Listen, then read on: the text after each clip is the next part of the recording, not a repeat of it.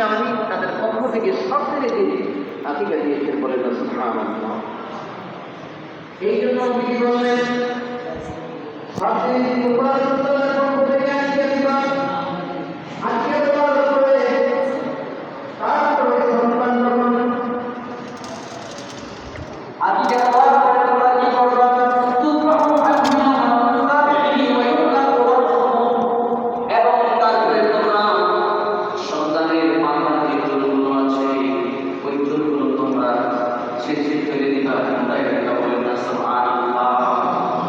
এখন আমরা একটু ভালো করব, তাহলে কিভাবে আমাদের সন্তানগুলো মানুষের মতো মানুষ হবে? আমরা এই অল্পটুকু আদায় করি না, এই জন্য সন্তানও আমাদের বৃদ্ধ বয়সে বাবা কখনো পরিচ্ছন্নভাবে আদায় করে না, দেখি না, কারণ আমরাও ভালো মানুষ করতে পারছি না, এই জন্য সন্তানও পরবর্তীতে দেখা যায়